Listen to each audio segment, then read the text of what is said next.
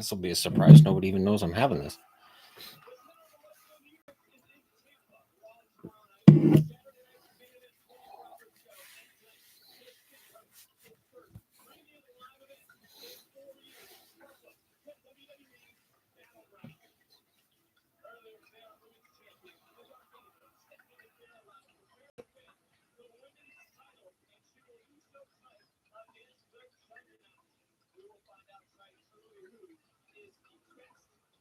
What is Jordan Grace wearing?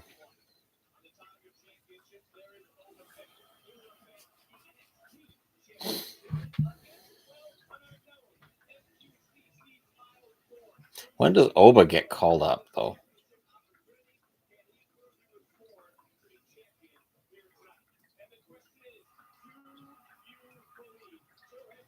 Hello. Hope you're having a good Sunday.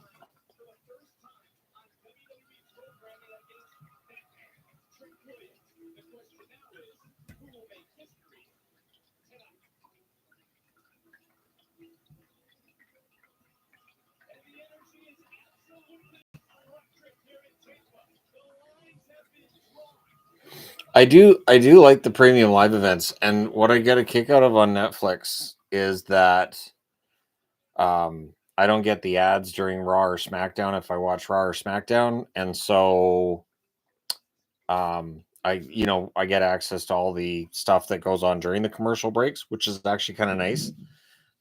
But I still think the shows are a bit too long. The one thing with an NXT pay-per-view, it won't be very long. It's one of the reasons we're doing a live stream.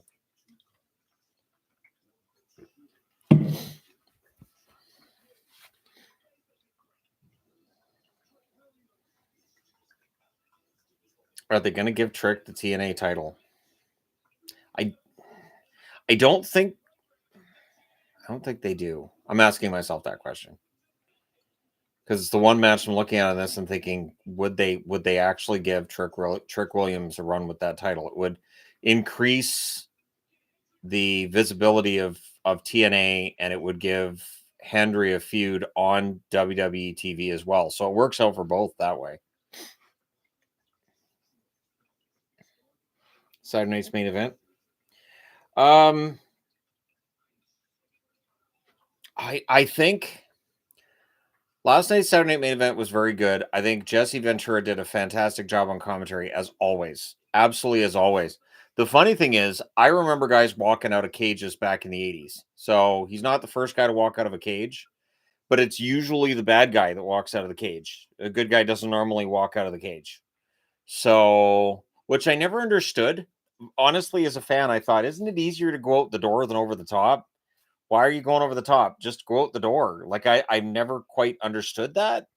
But yeah, Saturday night's main event was good. I did make mention in the video I did earlier today on here that I ordered the R-Truth shirt. So the R-Truth shirt from last night, that is one of the best t-shirts I've ever seen. I know it's not going to be around for very long, but the other thing is Ron Killings is 53 years old. What if he retired too? What if at the end of the year he's like, you know what? It's been a fun run. I'm done. And he's not the type to make a big deal of it. So I wanted that. I thought, if it is his, just in case, what if Ron at the end of the year's like, yep, Cena's gone, so am I. Bye. I mean, it'd be a good t-shirt to have for that. Either way.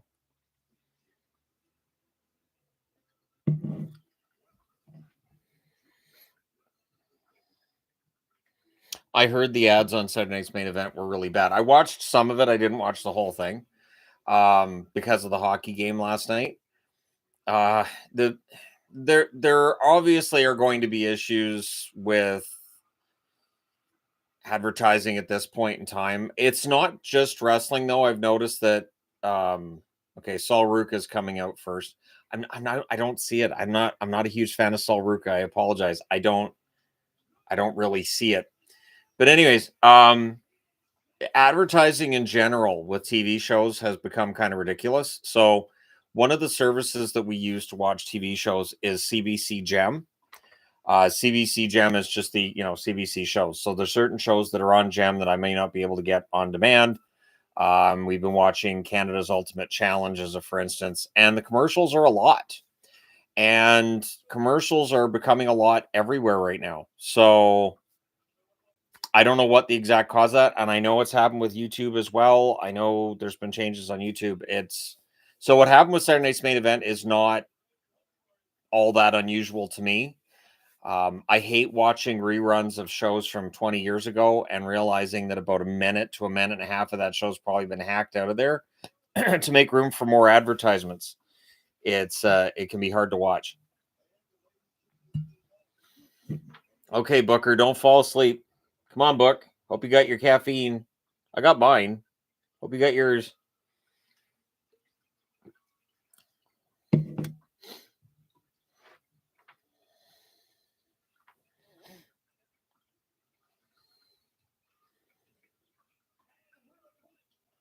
Kalani Jordan. I do wonder how much potential she has for when she goes up to the main roster. Is she unique enough? One of the things that I do notice with some of the people who struggle when they go up to the main roster is sometimes their gimmick or their personality isn't quite as strong, so their work ethic and their wrestling is really good. I mean, like I said, Kalani Jordan, she's got the look. She's a good wrestler. I don't know how much success she'll have on the main roster when we get there. I expect a lot of flips in this match. I could do a flip counter. I don't think I'm going to do a flip counter. Yeah, I don't think that's worth it.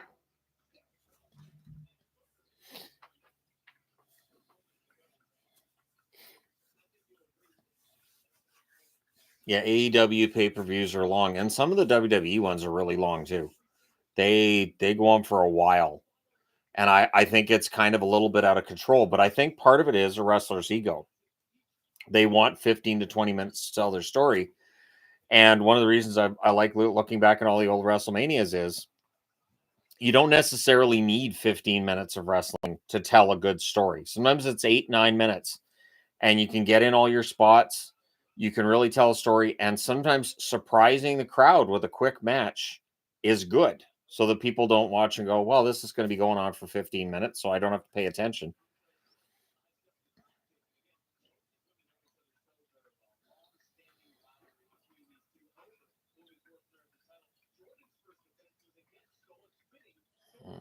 Leapfrog, splits, leap over, leap, leg sweep misses, another leg sweep misses. This is very.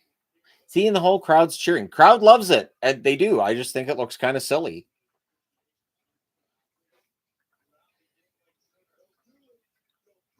Do I think Roxanne will struggle in main roster? No. Roxanne Perez has spent her career proving other people wrong when it comes to her size. I do have some concern that her size could hold her back, but it didn't really negatively impact Alexa Bliss when she moved up to the main roster. D'Angelo family in tonight's match. I think that's gone about as far as it can go, and I think D'Angelo's to the point where they probably need to bump him up to the main roster. I think that would be a good idea. Yeah, I mean, you get your money's worth with AEW pay-per-views, but I just don't want to watch the amount of wrestling that they have.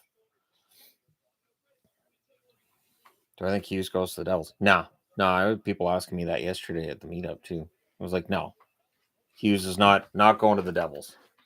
How's it going? All right. These two are having a nice gymnastics. That's fight. Silly. What in the world? What? Come on. That's just silliness. See, and then she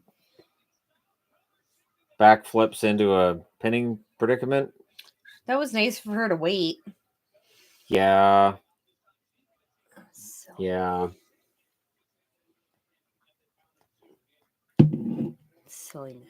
I want to thank you for a much needed distraction. Recently had to say goodbye to my dog, best friend, and I'm having a very hard time with it. It is tough. Pets are, and people will mock mock the suffering of those who have pets, but we understand the amount of connection you have with your pet, and that, yeah, it's one of those things that, as I get older, I find I'm even more emotionally attached to pets now than I was when I was younger. True. So, and I think working from home's made a difference too, because I'm around them all the Yeah. time. So if they get sick, or if I think they're sick, I kind of get a little panicked. So my condolences. He does. He definitely does.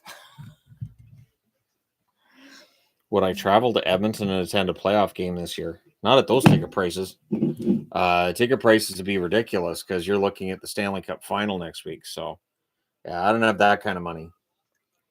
Are we on? Mm-hmm. That'd be tricky to travel right now too. Yeah. It's the end of the school year. Well, we have a month, but we have a kiddo graduating, so that last month is lots of stuff. Sure seems like it anyways.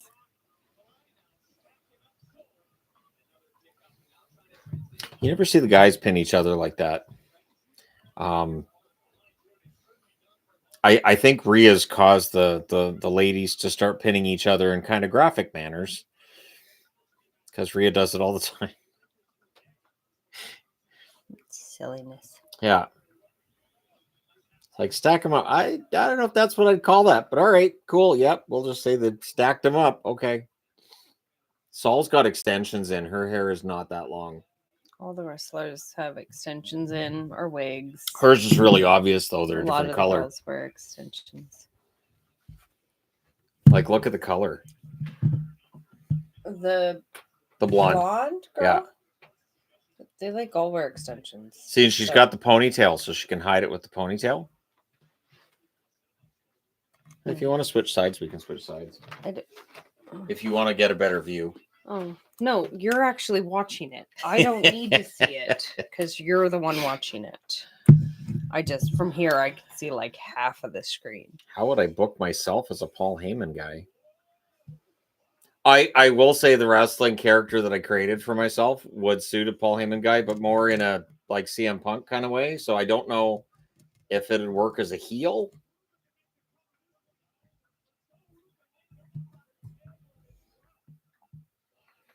Do I think they give Vaquera a good title reign or call her up? She's getting called up. She's been on the main roster shows too much lately. She's very, very talented. So she doesn't need NXT. She needed NXT to get better at speaking English and her promos. Yeah. And see, hers are tied in with her hair. So she's got all that pink tied in. Oh, the braid. Yeah. Yeah. Like, that's fun. See, you could get pink braids and braid your hair in like that. If I braided my hair, I guess. Well, you could start. See, and you could look like JoJo Siwa there. She does look like JoJo Siwa. She looks just like JoJo Siwa. Zarya. Makeup and hair and all. Zarya, yeah. So did Zarya copy JoJo, or did JoJo see Zarya somewhere and go, that's a cool look? JoJo's looked like that for years, though.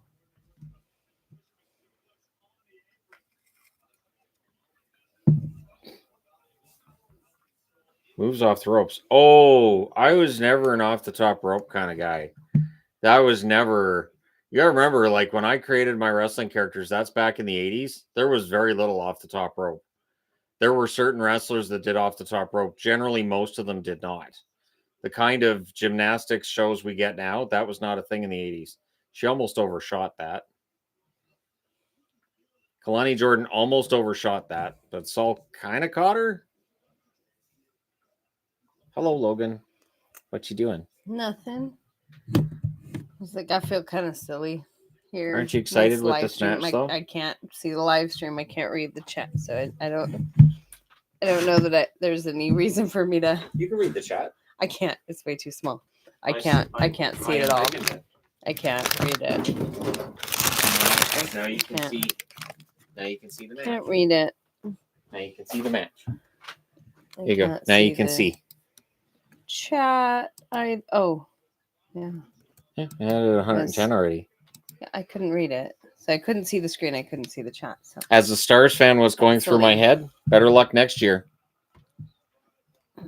Better luck next year. That's it. When the Stars aren't good enough, they're not good enough. It doesn't hurt as bad when they get blown out like that. It's like, all right, yeah, they're just not very good. Okay, cool. I wish they'd done it in the first round against Colorado, though, rather than knocking out Winnipeg, too, after that. Right? Yeah, we could have had Winnipeg and Edmonton. That would have been awesome. That would have been a much better series. Agreed. Yep. That would have been awesome. I don't know if Winnipeg would have won it, but it wouldn't have been like that today. That was pathetic. Would have been fun to watch. Yeah.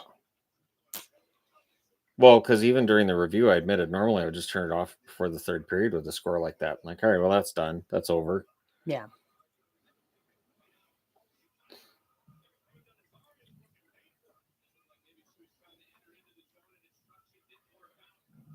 She was trying to enter into the zone of destruction. That sounds dangerous.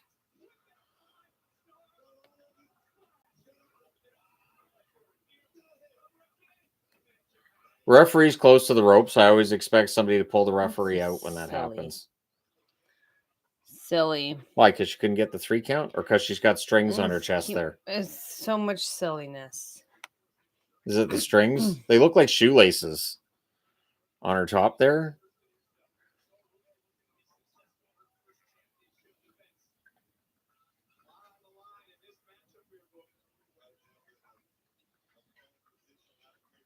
Stand right here. Stay. Well, because you got to do exactly right here. Still.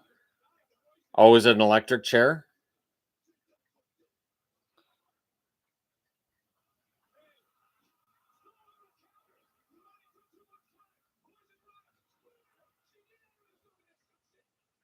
She entered the zone of destruction. Kalani kicked out even though she got taken to the zone of destruction. Colorado Edmonton would have been a fun series too. I think I'll ever see AEW on Crave. Eventually, probably. AEW is interesting. Their ratings have been down. I get why their ratings are down. Well, that didn't work out. Whatever they had planned there did not happen. The funny part is, see if they tried again. When something misses, sometimes they go back and try to hit the spot again. At least Saul's wearing running shoes. Are those cons? I think those are cons.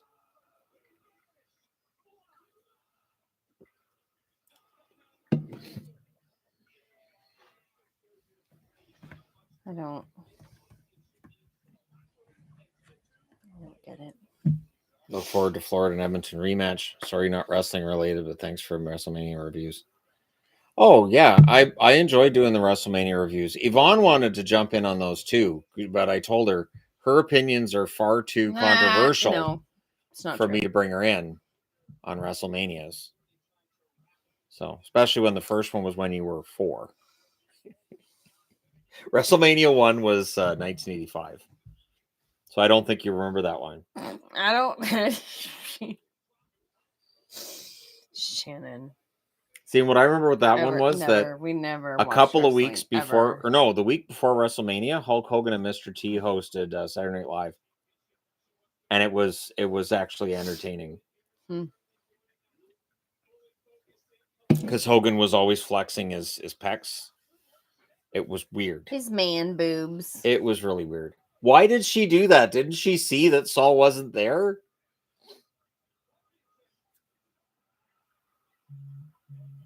See, but that's where you're supposed to disqualify her. Used to be if somebody interferes that it's immediately a disqualification. Now it depends on which match it is.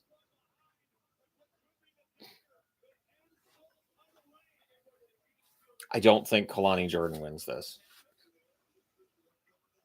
Yeah, see, they kicked out JoJo there, and now the crowd's chanting, "Hey, hey, goodbye" at her.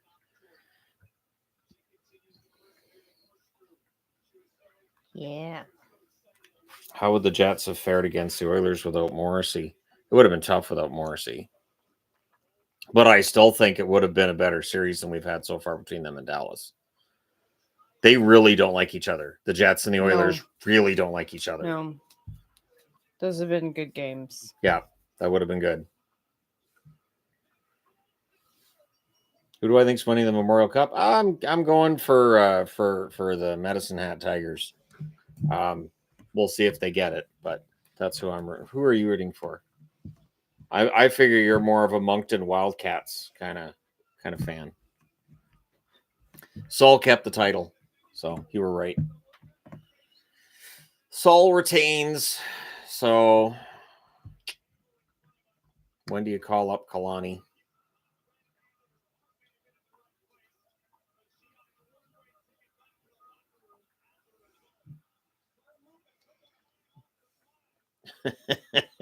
It's so I get such a kick out of watching you react to wrestling.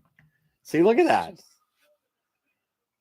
It's so silly. You got to admit though, the spacing there on the finish was pretty good. That she leaped through the air and caught her on the way down. That was pretty good.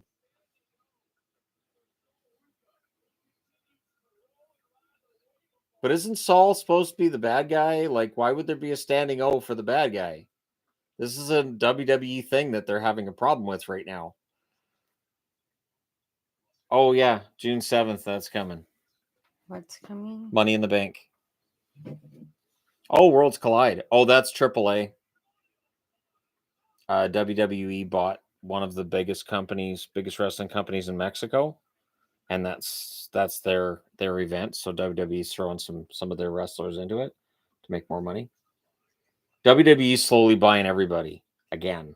Except now they're doing it around the world, not in the States where they shut down all the territories. I watched that with you where they took all the territories over. Vince just went in and bought them, took the wrestlers and then sold off their catalog.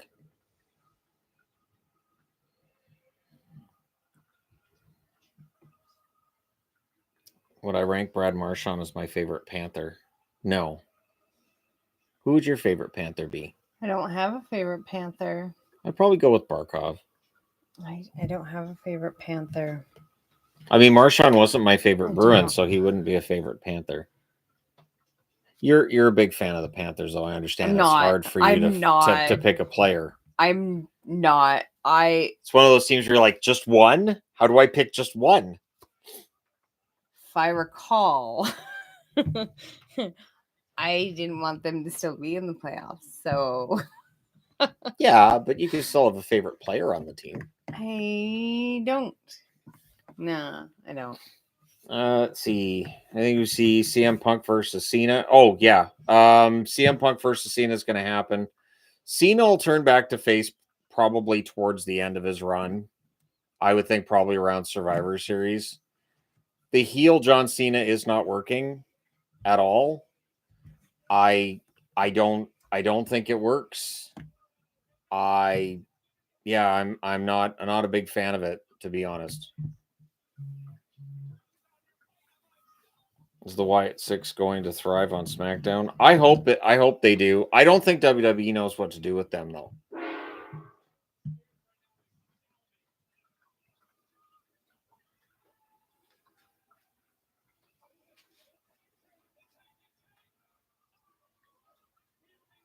Hi. In the kitchen? No.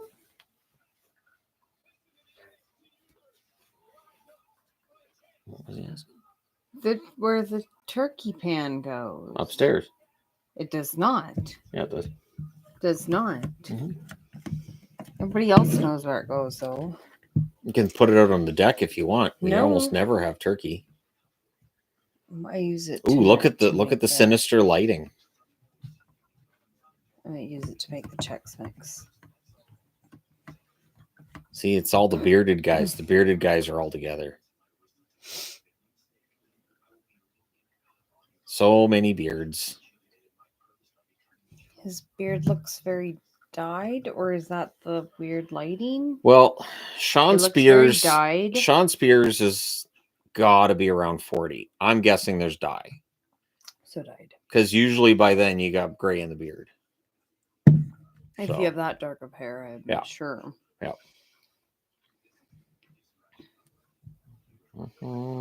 Panthers are bad for so long.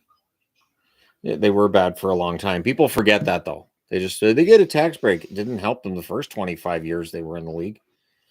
They rate Utah Mammoths branding on a scale of 1 to 10. Well, I got a hat.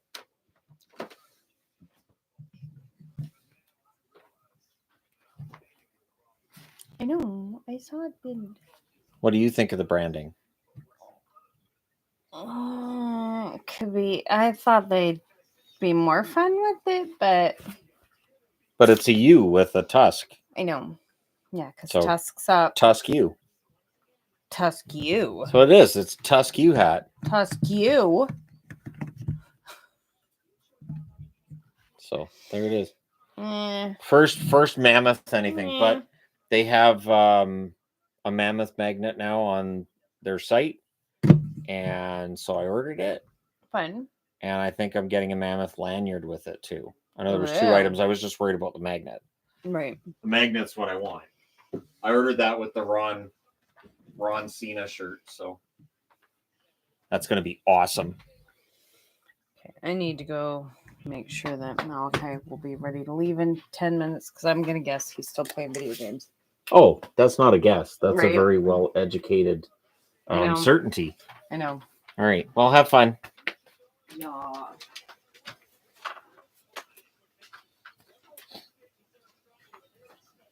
Will Trick Williams win? I don't think so. I think Joe Hendry keeps the title. I'd be very surprised if the title changes hands. Although it could be good for the title, it could give them more visibility. He's got, I think it's bocce ball he's playing tonight. Yeah, I know. It'd be really cool if I didn't have to tell you when to get ready. Yeah, there's definitely an issue with the booking with the Wyatt 6. I think the issue is you have to book them strongly, and then it's a matter of who do you put them up against. And I don't get the feeling that they view Bo Dallas as a main eventer. I think Bo Dallas absolutely can be a main eventer. I've loved Bo Dallas since he was in NXT, but it just feels like they don't have the faith in him.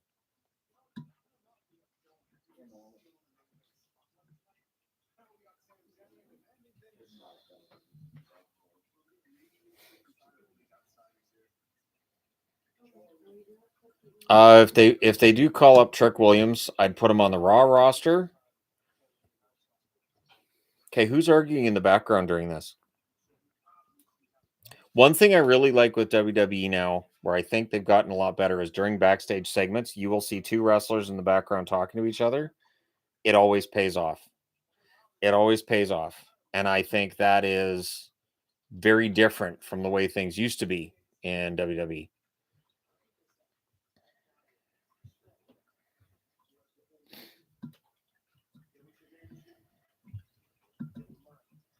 In my opinion, do I see the Frost going back to back? It's likely. I mean, they're up 2-1. It's a best of 5. So Ottawa has to win game 4 in Minnesota, and then they got to win game 5 at home. The odds are stacked in Minnesota's favor right now. Is that a Jets hat? No, this is actually a Marvels hat. Like the Marvels. I got this in Disneyland. I've always liked this hat. It's nice. It's comfy. It breathes. It's a very nice hat. I'm a fan of it. And it's not a hockey hat, so I wear it when I do entertainment guy videos and live streams. This is the 6-man tag match now they're having, right? Yep.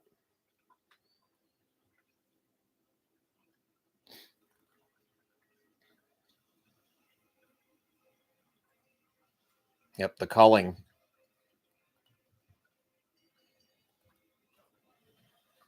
There's so many stables. When I did that video last week on my favorite stables in wrestling, there are just so many stables. So many. Do I think they turn Liv face and have her split from Judgment Day? I think Liv splits from Judgment Day. I don't know if she turns face, but I've been getting frustrated with Liv that she doesn't seem to know how to act on her way to or from the ring as a heel. Way too much smiling, way too much high-fiving for a heel. Way too much. Hunter doesn't waste TV time. Something random that leads to nothing. Yeah, and that's the thing is back in the day, you would often see wrestlers maybe in the background, but if you saw them in the background, a lot of times it was a mistake. You'd be like, I don't think that guy's supposed to be back there. And now it feels like there's more planning to the show than what we used to see, which is weird because they don't seem to script every single word of promos the way that they did under Vince. Please tell me you didn't like the Cena Rhodes match this year.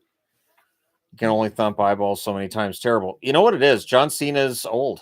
John Cena cannot do the things now that he could do 20 years ago, which is just that's how it works. So I don't know. I don't know how you fix that.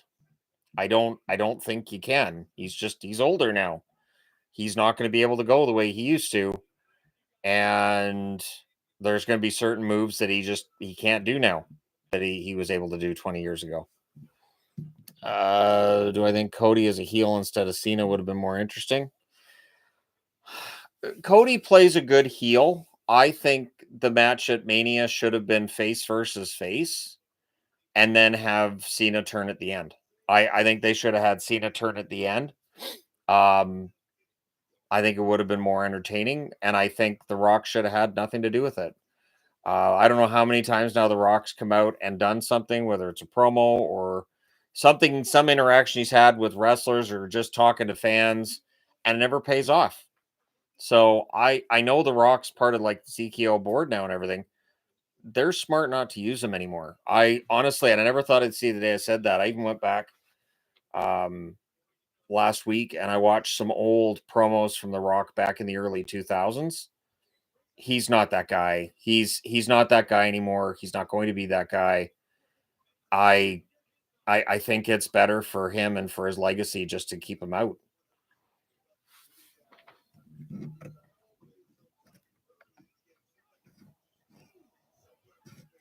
Have I been following the NWA playoffs? Not really. Not really. I know that the New York Knicks made it to this round and everybody went nuts in New York, but doesn't look like they're going to last that long. What do I think of Vega getting promoted to the main roster of Raw SmackDown? Zelina Vega? He was promoted a long time ago. I don't like Zelina Vega though as U.S. champion. It's just not clicking for me personally, but that's just me. So I think the Pirates trade Skeens. I hope not. No AHL tonight or tomorrow. The AHL, there are 2 games tonight. There's 1 game tomorrow. None of them are here.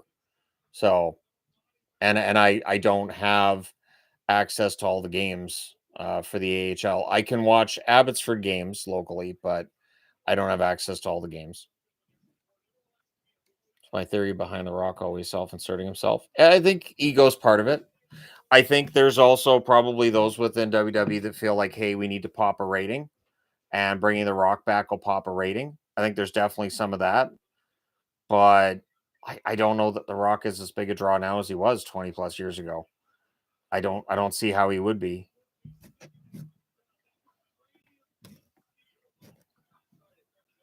I think of Mania moving on from New Orleans to Vegas. I don't like going back to Vegas the second year in a row. I don't like it. I think, you know, if you're going to go anywhere, I'm surprised they didn't go to MSG if they were going to move it. And obviously the rumor was they might go to London, England, which would have been awesome. But it feels kind of anticlimactic to have it in Las Vegas again, 2 years in a row. It just feels anticlimactic. I understand why they do it.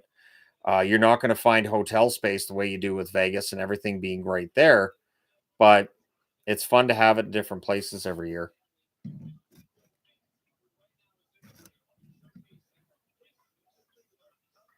Yeah, the tag team Hank and Tank, I could see that working on the main roster. They'll probably give them a while though. Like it might be a situation now where you don't call up very many wrestlers for like the next 6 months. I mean, both rosters are pretty stuffed between Raw and SmackDown. So even with the exits we've seen, there's wrestlers already being called up to take those places. Do I think Cena loses the title via Money in the Bank cash in? Depends who wins it. I think Cena probably holds it until at least SummerSlam. I don't think anybody beats him from now until then. I think it'll be a while. I've seen some complaints about him fighting against R-Truth and, oh, that's a waste of a date. I don't see how. Him and R-Truth have a long history. It makes total sense that him and R-Truth would have another blow-off match in his last year.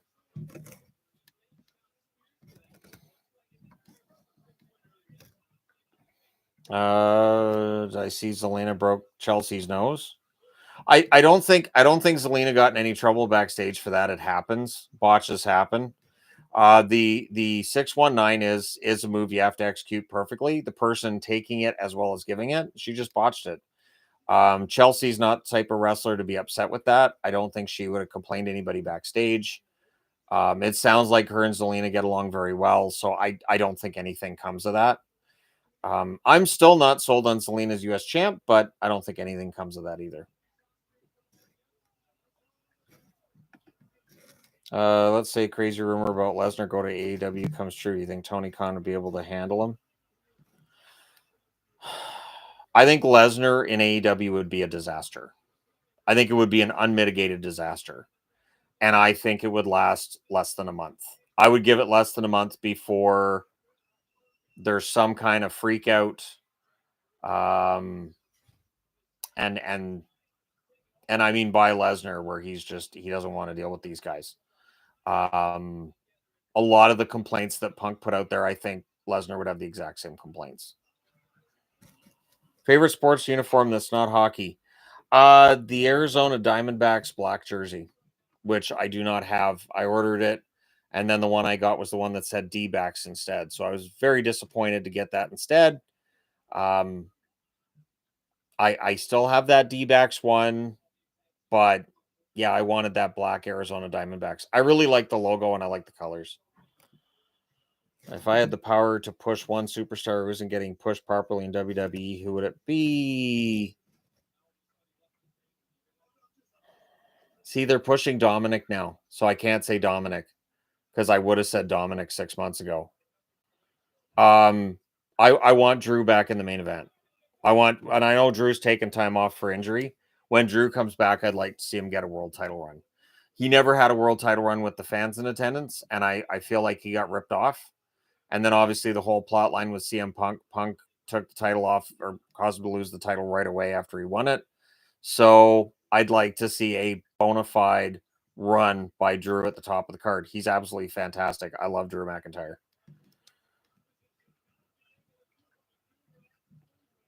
Yeah, NXT is going to be very crowded.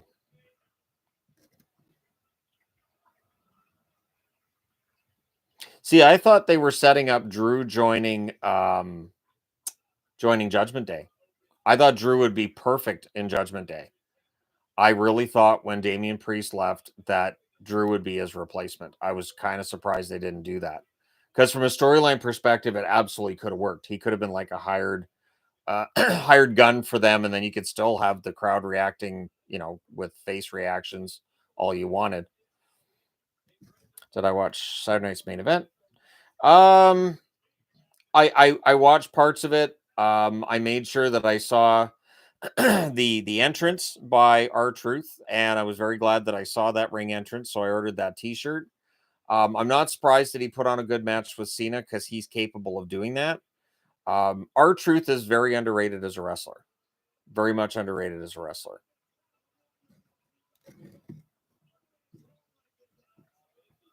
I don't think Brock goes to AEW. I don't think that with the amount of money that AEW is already paying to its wrestlers, I don't think it makes any sense to pay Brock Lesnar the amount of money it's going to take. I think it's way too much money. It doesn't make any sense. Thoughts on AAA being bought? Was I ever into Lucha Wrestling? We used to get, I want to say Telemundo. Was it Telemundo we got up here? We got a Spanish channel for a while, and I would watch AAA when it came on. Or no, it was CMLL that I had a chance to watch. And just bonkers. I had no idea what was going on. I had no idea who was who. Everybody was in a mask. So I'm like, this is just absolutely insane It is very different from the wrestling you get in the United States. Very different, entertaining as heck, sometimes hard to follow. WWE buying AAA, I think makes a lot of sense. I think it's a good investment, and it shows that they're dedicated to this whole idea of having their finger on the pulse of wrestling globally, everywhere.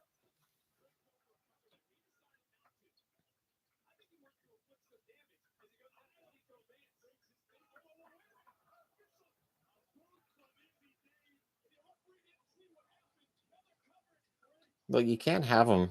Okay. Still watching the 6-man match here. Is Hook still around? I haven't heard anything about Hook in a while. I know he's still with the company, but yeah, they never pushed him the way I thought they could have. Hook's one of those guys that if WWE signs him, he'll be a megastar. Hook will be an absolute megastar.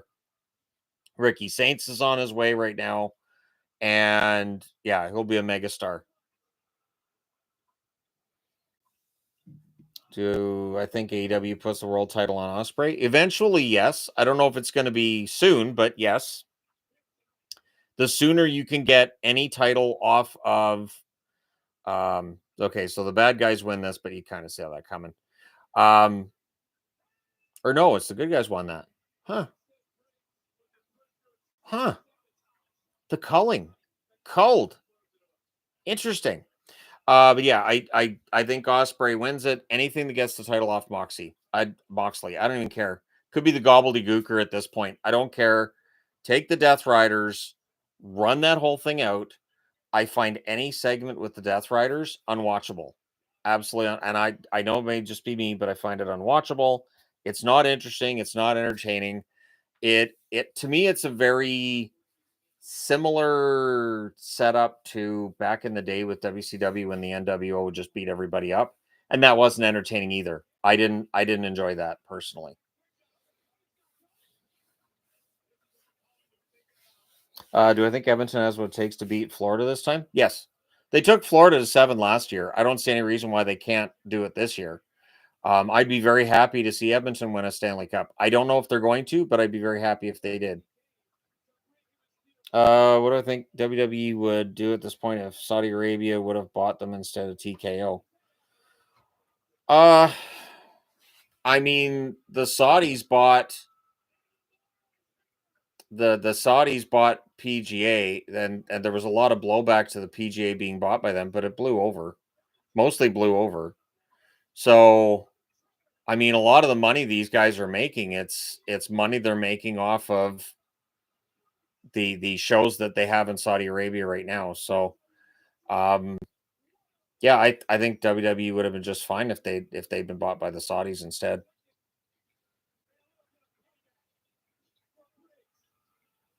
Any updates on Britt Baker?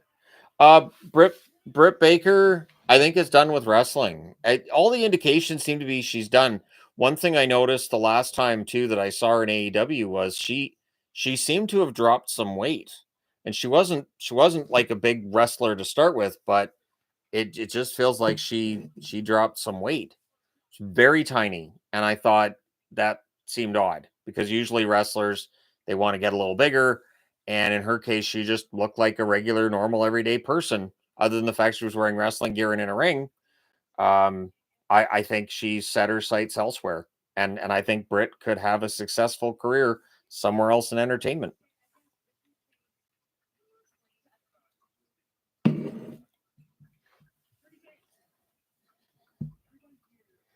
Any favorite flavor of Kool-Aid. I don't really deal with Kool-Aid at this point in time. But I'd probably go with something odd and go with lime. Probably go lime Kool-Aid. If I had to specify which flavor, if I had to have Kool-Aid. Do I think Jordan Grace against Rhea Ripley is a potential WrestleMania main event down the line? I don't think so. One thing with Jordan Grace, she's small. Doesn't show up as much in TNA. But when you get into the WWE ladies, it feels like they're a little bit taller. Her being a little bit smaller, I don't know. I don't know if that's going to be And I don't think it would be a main event on Mania either. No offense to Jordan Grace, but at this point in time, her star isn't quite as bright as Rhea's or some of the others. So, yeah, we'll see what happens down the road. But I'm glad Grace is getting a shot at the title here. I think she probably wins it, and then Stephanie Vaquer can move up to the main roster. Becky absolutely lost some weight. Becky is very tiny at this point in time, which does make it more ridiculous when all these security guards come in, all these big guys, and they can't hold Becky back. And it's like, she weighs like 105 pounds. Come on, guys, this is insane. I don't care how hard she slaps or punches. She's tiny. It's just it's kind of funny to watch, to be honest. Some of the segments that they have, I like to watch them with Yvonne so she can get a chuckle out of them. I'll see like some of these moves where it's obvious they're waiting for each other, or it just looks really kind of odd, and so I'll watch it with her. You can wrestle as a prime bottle. Why was there? I know that's the skin. I know. Oh God. I know it's a video game, but oh my God, why? How obnoxious would that be if you were like, in some kind of online wrestling thing, and you can have opponents like, with NHL, and you got your wrestler, and then your challenger's got a skin where he's the prime bottle, and then you lose. Like, yeah, just make you rethink your life, I would think. I just lost to a prime bottle. I can't defeat inanimate objects. Might be time to find a new career outside of gaming online for WWE. Vaquer versus Rhea could absolutely main event. Yeah. Stephanie Vaquer, she has the look, she has the talent, the crowd loves her. I think the sky is the limit for Vaquer and for Julia as well. They didn't get fast tracked to the main roster for any reason other than they're able to get the crowd to react that strongly.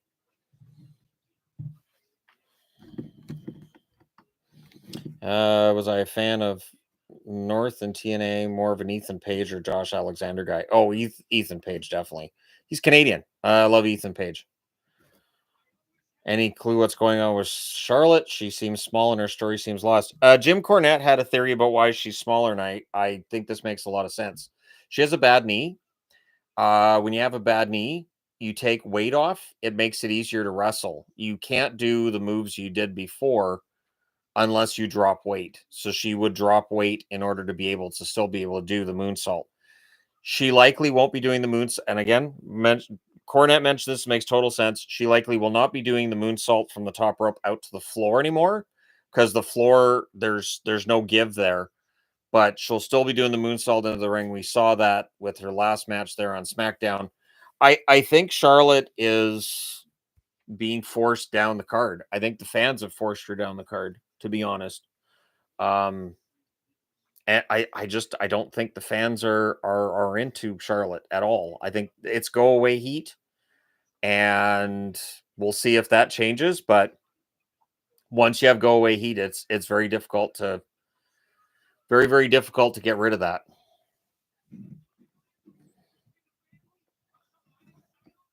Losing to create a wrestler of Gritty, that'd be awesome. Create a wrestler of Gritty would be fantastic. You can wrestle as the Dude Wipes guy. Oh man. Prediction on where Marner signs this summer. I did the video on Las Vegas, which is going live on the channel in about 11 minutes. So I'll spoil it here. I know that Vegas doesn't have a lot of cap space, but I think they're going to trade out a contract. And I think if they have a shot at Mitch Marner, they'll do it. William Carlson would be the one that I think they might look at moving, even though Carlson is an original and everything. Vegas has not been shy about making big changes. I could totally see Marner going to Vegas.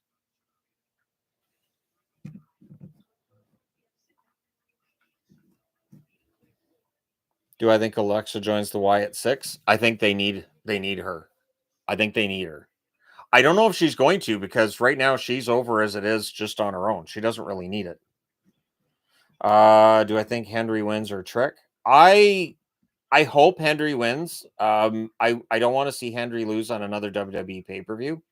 But yeah, if you have Trick Williams win the match, it's going to get more eyeballs on TNA events. So it's an interesting setup. I don't know that Vince would ever have actually had TNA wrestlers come in and make it look like they're on the same level as WWE. He was always, whenever he worked with the ECW or when WCW went under and guys came in, he always made it clear that the wrestlers he's cultivated, he's built up, are the top guys, and guys from other companies are not on their level. Which is frustrating because it makes it more entertaining if you feel like they're on the same level. Why is the NHL so anti-purple? You'd have to ask the guys in charge of the teams. See, Charlotte did go away and come back. So the go away heat still being there when she came back is absolutely because they put her back into the main event picture. But Charlotte needs the belt. I think this is the problem, is that there are certain wrestlers who don't need a title. Like when I'm looking through old WrestleManias, I'm like, Randy Savage didn't really need a belt in order for people to be invested in his matches. Jake the Snake Roberts never had a title. He didn't need one either. Ted DiBiase didn't need a belt. There are wrestlers that it feels like need a title. And Charlotte, when she's not in the running for the belt or, trying to defend or win the belt, she's not very engaging. I don't find her very engaging. And I don't think her promo skills are that great either. I feel like now wrestling has continued to improve and Charlotte's kind of stayed the same. And all this missed time and then people knowing her personal business, I don't think helps either. A lot of things working against Charlotte right now.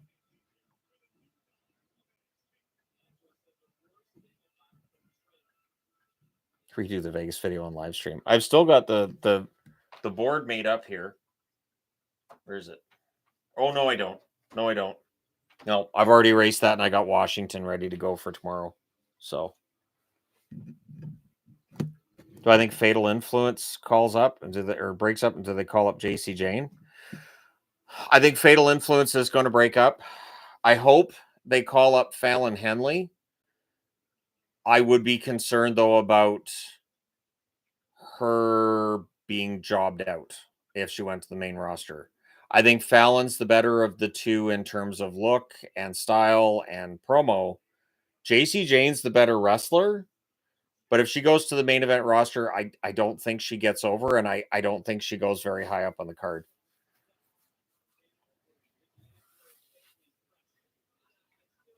Tweener anti-US Bret. Anti-US Bret wasn't really a tweener though. He was a heel. Just when he came up to Canada, we all cheered him. It was one of the best storylines WWE ever had. It's a shame the ratings they had weren't as high as they should have been. But yeah, it was a very, very entertaining angle. And that whole Hart Foundation versus Stone Cold and all the other good guys up in Canada, they had that flag match. That was one of my favorite Raws ever. That flag match, it's a 10-man tag, I think. And usually, like 10-man tags, I'm like, whatever, I don't care. But that was so fun. That was such a fun match because the Hart Foundation kept cheating and all the Canadian fans watching kept cheering. So for fans watching who weren't familiar with what was going on, it'd be very confusing. Why are the fans all cheering for the guy who's cheating?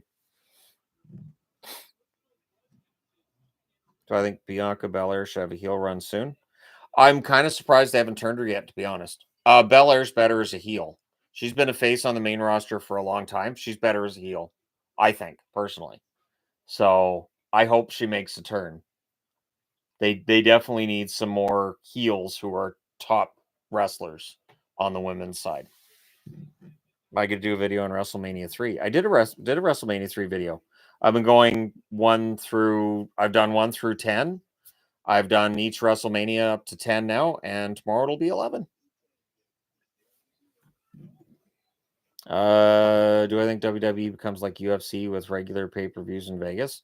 I think TKO is definitely leaning in that direction. I wouldn't be surprised. I don't know how well it's going to work. WWE is a very global product, and I've always liked the idea of having these pay-per-views in Europe and all around the world. I think it makes it more entertaining. If there's a lot of stuff going on in Vegas, it takes away some of the magic, I guess, for lack of a better term.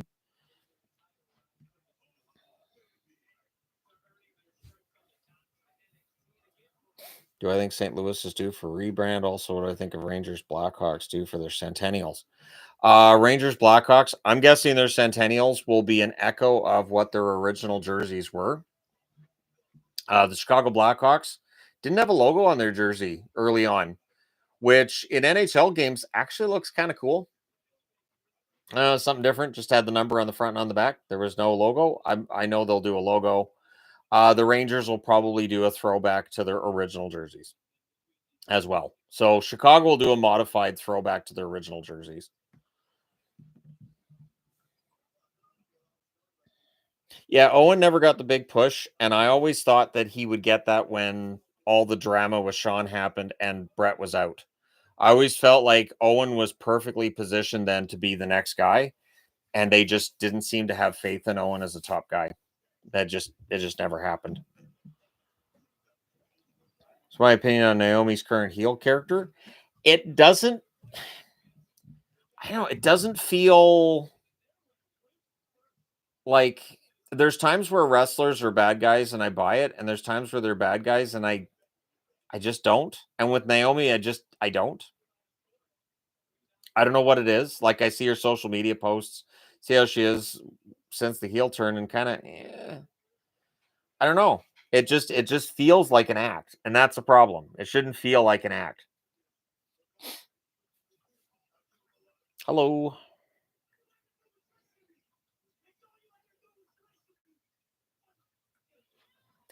He's trying not to swear. Tony's trying not to swear while he's beating up his former friend.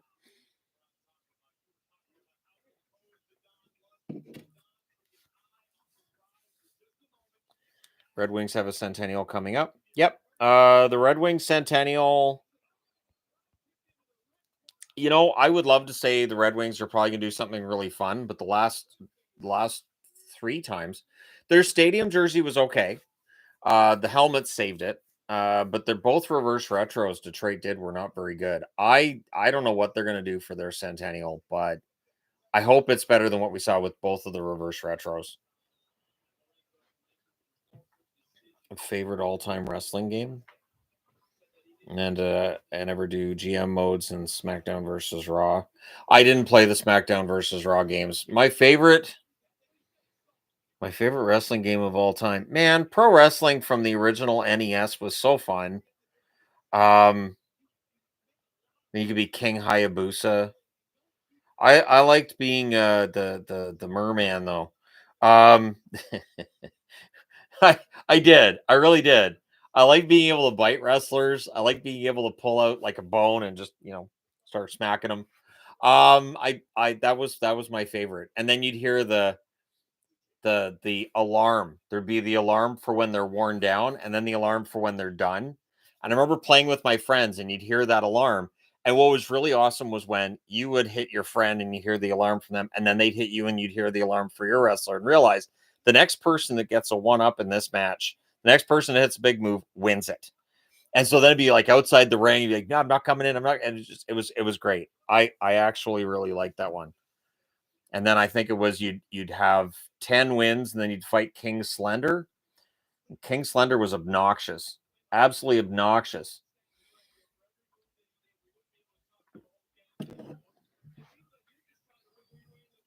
NHL 25 is only $13. I mean, if you're going to play it, you can play it. My thoughts on Bronson Reed's return. It makes sense. It makes sense to put him with Seth. That was the feud when he left, so with injury, but it made sense to put him with Seth. I know they're portraying it as, oh, there's got to be some explanation. Sure, there is. Seth's turned to the dark side, and who better to reach out to than the guy that injured him all those months ago? So to me, it makes sense that it's like it's a hired gun situation, at least to start with, and it makes total sense to me. Does Finn Balor break up Judgment Day now that they have Perez and start a rival group? I hope not. I don't like rival groups. I think what we learned with Bloodline 2.0 is it's you can't recreate it. You can't recreate a group. The Four Horsemen way back in the day proved you can't recreate it. You can't. Tony D'Angelo has to win this match, right? Like he kind of has to win this. Makes no sense for him not to. When it comes to the 5 North American sports, baseball, football, basketball, hockey, and soccer, are hockey fans the most likely to be wrestling fans? Along with football fans. NFL fans are usually wrestling fans too. Yeah, the Amazon. That was it. Yeah, the Amazon was so fun.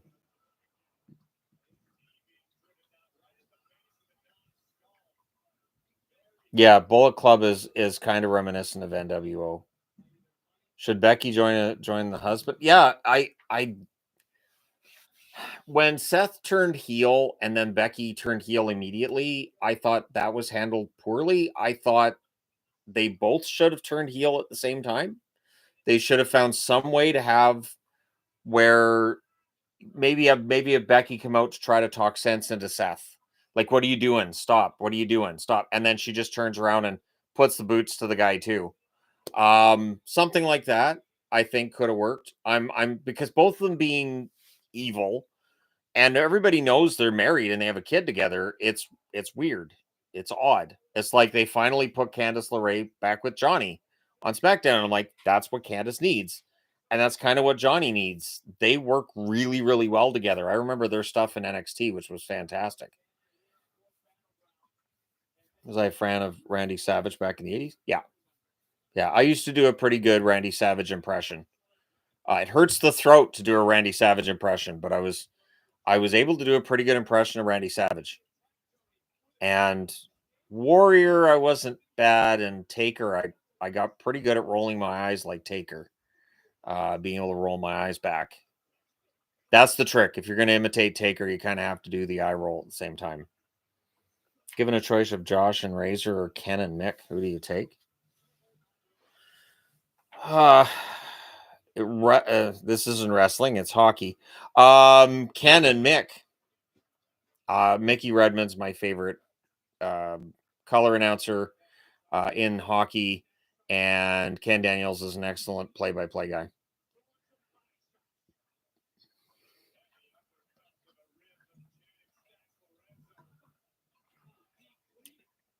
Evolution was definitely a new, updated version of the Horseman, but it was played very well, and it was not rushed.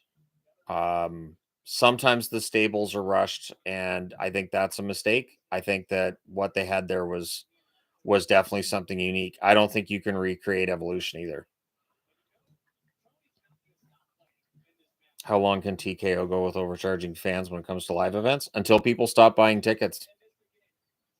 Once people stop buying tickets, ticket prices will drop. Indy Hartwell got a great reaction at TNA shows. So, yeah, I like Indy Hartwell. I'm not sure why they called her up to the main roster because they didn't do anything with her on the main roster. And then she didn't go to the Wyatt 6. So, yeah, she really didn't have anything left to do. I think Indy Hartwell's a good wrestler, good character. She can do good promo. Hopefully, being in TNA helps.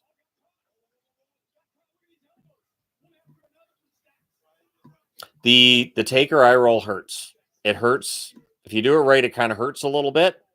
And it is difficult to hold that for sure. Difficult to hold that. How popular was Bret Hart in Canada in the 90s? He wasn't on Gretzky's level, but definitely he is one of the more recognizable Canadians. I did see a lot of Bret Hart t-shirts in general. And if I go to a wrestling event locally, I'm guaranteed to see at least one Bret Hart t-shirt. Bret Hart was a very popular wrestler. And what it was really is like Canadians, it feels like treat it more seriously, but we understand that it's predetermined, but we also understand the risks involved and that these guys put their bodies through a lot. So we respect it for what it is. And it definitely gets a more serious treatment from Canadians. So Bret Hart was respected as an athlete. Bret Hart was respected for what his family had done for wrestling. I definitely think the whole dungeon thing and Stu Hart helps. But yeah, Bret Hart, and he busted his ass to get to the top. He had to work his way up over years. Years.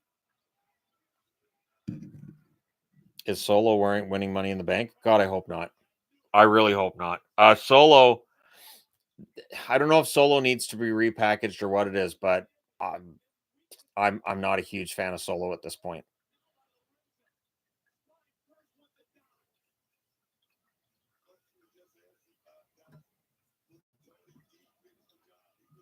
Yeah, Bret was a pretty big deal in Canada, especially in Calgary. I mean, you still got the Calgary Hitmen. So that's a hockey team with Hitmen as their name, and their logo is basically Bret Hart's look. Yeah, Tony has to win this. Nope. 1-2 ooh, as Simon Miller would say.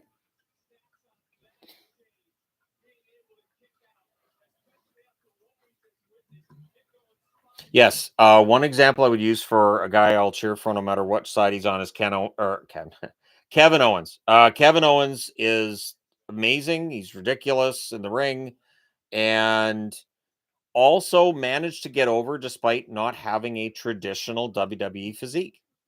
I like that. Sami Zayn's been able to do that too. Sami Zayn is on the skinnier side, and yet they take him seriously, which is good because they haven't always taken Sami Zayn seriously. Yeah, I do feel like in Canada we will root for the hard workers, regardless of whether they're good guys or bad guys. Yvonne is she was driving Malachi to his game for tonight. Okay, here. String. Do I have a Calgary Hitmen jersey? I've got their 25th anniversary, and I've got the black 25th anniversary, and there's another black jersey of theirs I have too, their recent third jersey. If Bret didn't get the concussion against Goldberg, I think he would have wrestled another 5 years. I do. The weird thing with Bret with the concussion though is that initially he didn't blame Bill. He was like, "Don't blame Bill. It's an accident. Could have happened to anybody." And then over the years, he's become more and more bitter about it. It's bizarre to me because he didn't seem to be as bitter when it happened as he is now.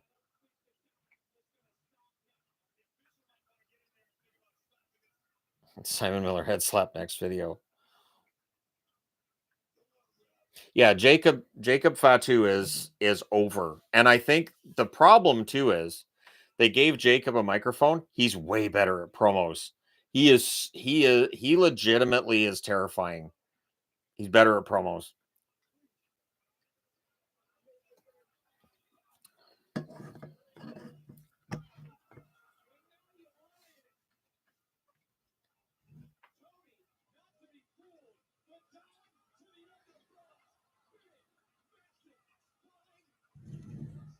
Chad Gable's the star. He's on TV. So he is.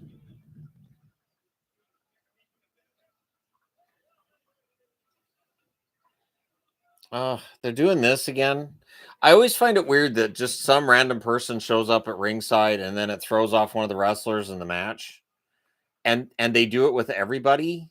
So now it's a low blow. The referee didn't see it. All right. So D'Angelo loses then because of somebody standing at ringside.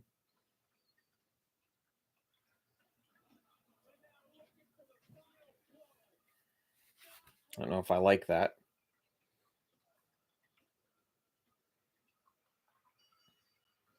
You definitely make more money on the tour of podcasts if you're controversial in what you have to say.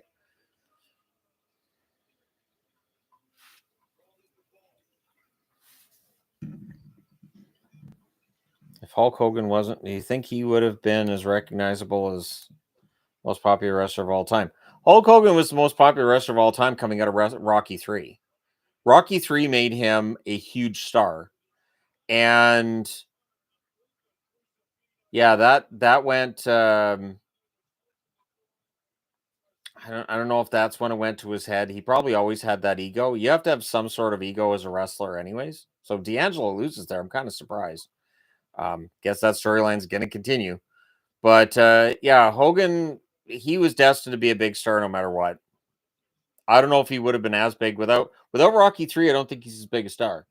I think that was a big part of it. But either way, what teams would I like to see an outdoor game? Would I like to see an outdoor game of? I'd like to see one in Winnipeg. I'd like to see like either Toronto and Winnipeg, something along those lines.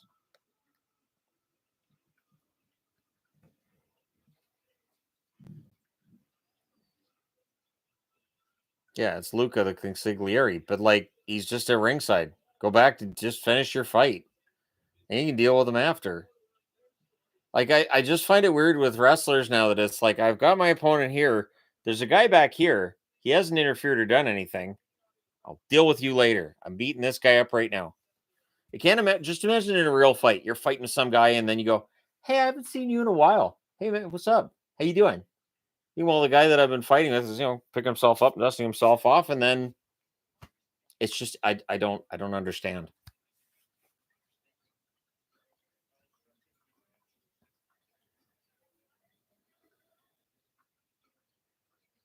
Stephanie McMahon is still radiant.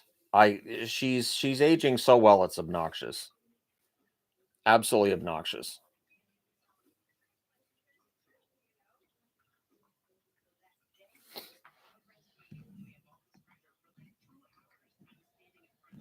Thoughts on Kurt Angle? Angle, one of the greatest of all time. Absolutely.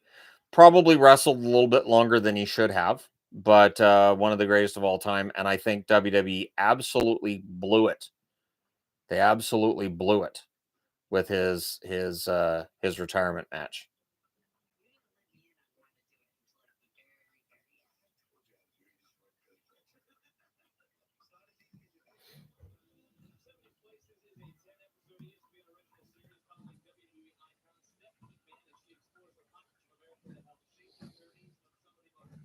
Where was I at the time the Montreal screw job happened? I watched that one. That was 96. Yeah, I watched that. And the question at the time was how much of this is real and how much of this was planned. And we didn't have an answer, but it felt real. And that's part of what wrestling fans watch for, is for those moments you go, that felt kind of real. That felt like that was not supposed to happen that way. Or that wrestler just said that. And did you see the reaction of the other wrestler? They're not that good an actor, so that's a good sign that they weren't expected to say that.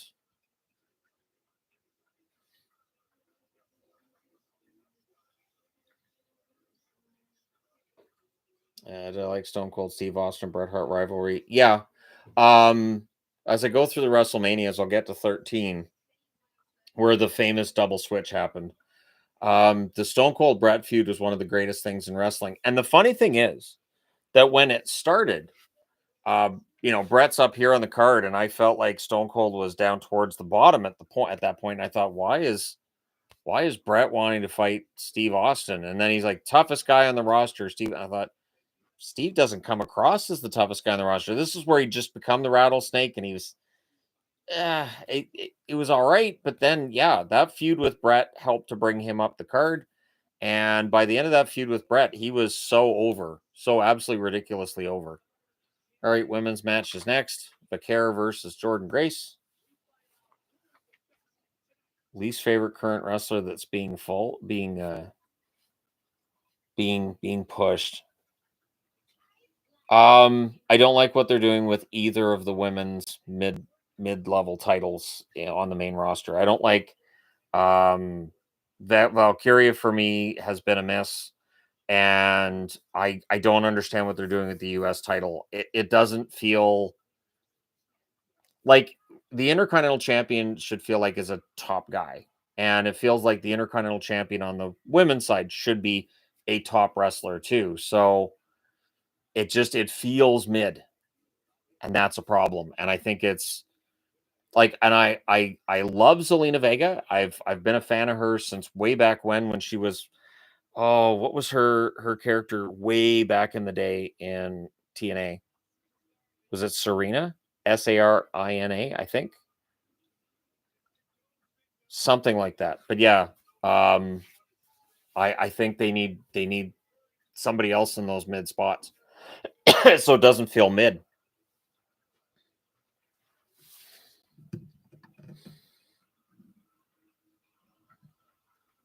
Yeah, I didn't like Hogan.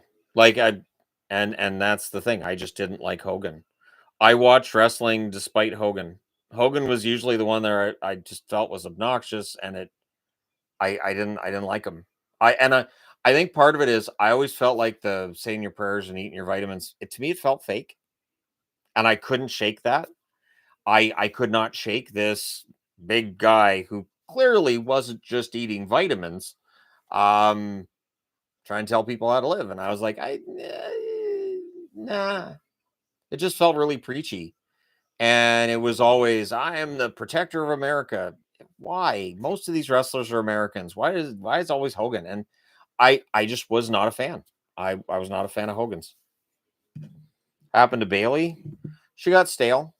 Bailey needs something to change for her. She got kind of stale.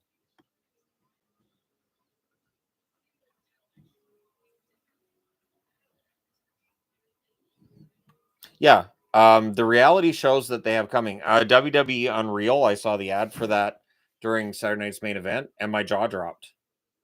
Like, they're doing this. Like, it feels like they're pulling the curtain back so much it diminishes the shows. It's so weird. Like, you don't see other TV shows giving us all this behind the scenes. It'd be kind of weird. And I just yeah, it feels odd. And I know they're trying to get that same feel as you get with NFL documentaries and everything, but this is stagecraft. This is entertainment. This is predetermined. It is not fighting, not really. And so yeah, it is odd how much they're peeling the curtain back. Curtain's basically gone at this point in time. Basically gone. And I that has to hurt the product, and it has to make it more difficult to get certain wrestlers over. If we see stuff, we go, well, they seem like a jerk backstage, and it's like just stuff that we didn't know back in the 80s.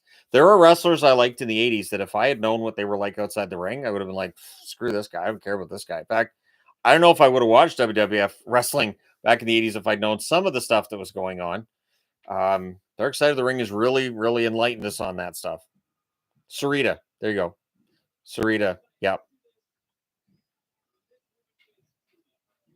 Sarita and Rosita. Did I get Stampede Wrestling shows? In the meantime and in between time, that's it for another edition of Stampede Wrestling. It's a malfunction at the junction. Ed Whalen, one of the best wrestling announcers ever. Didn't have a color announcer, didn't need one. Most underrated Mania. Underrated? It'd have to be one of the recent ones. Because I feel like the older ones pretty fairly rated overall. As we go through them, I'll probably hit a Mania that's not given its due. So, yeah.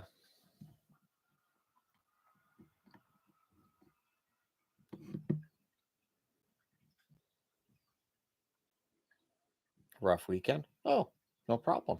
I'm glad that my live stream can be of a help to others. Yeah, those Flintstone vitamins. I don't remember seeing Fred out there raging at Barney though.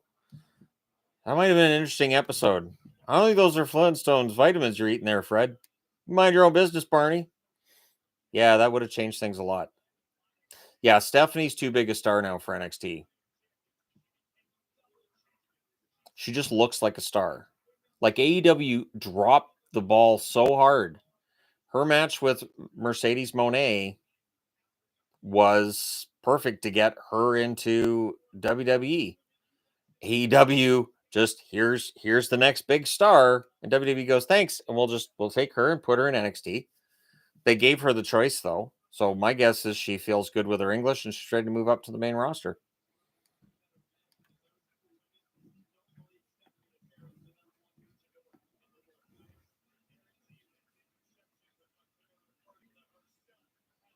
I think the fact too that we've seen images which show the whiteboard they have with the event they were going to have for WrestleMania with the card, which actually looked better than the card we ended up getting for Mania. That's going to be the problem. The problem's going to be that people are going to see these matches and go, that would have been better. This is stupid. And it's going to lead to more discussions of which writer they don't like and which writers they do. And it's all stuff we don't need to know. We don't need to know all that.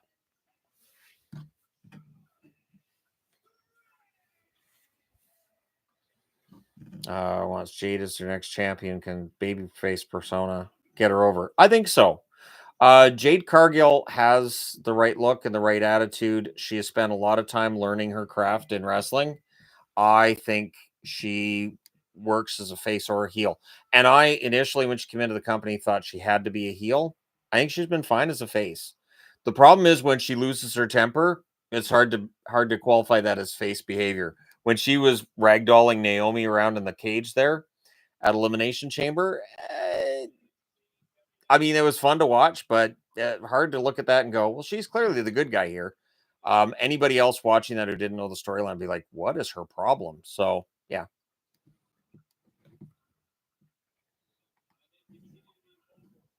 Dragunov. Dragunov's a sad story.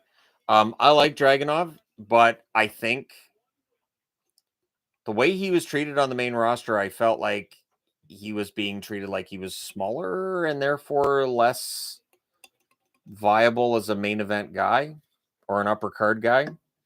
Dragunov is a very good wrestler. I don't know that he ever gets over, though, on the main roster. I know he's injured right now. I expect this to be a really good match between Stephanie and Jordan. Stephanie is a very good wrestler.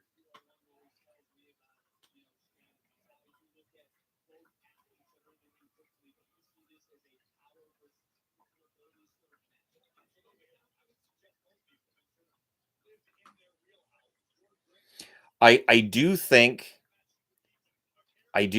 that Jesse Ventura is a better announcer than anybody on WWE programming. And I think that's why when he comes out onto Saturday night's main event, that he shows you how much better it could be.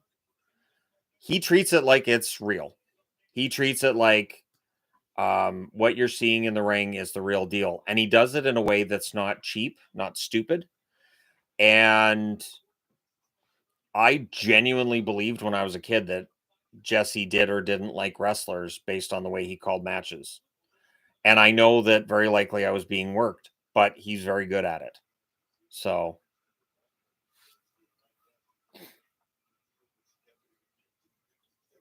the Fabulous Rougeaus were a good tag team during a time where WWE had a lot of very good tag teams.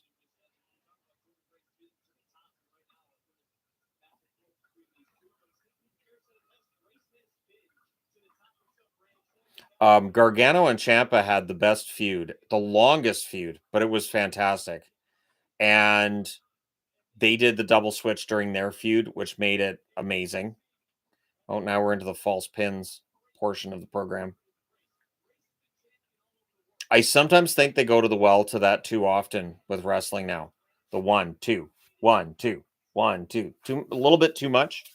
Should be saved for certain matches and not used as often as it is.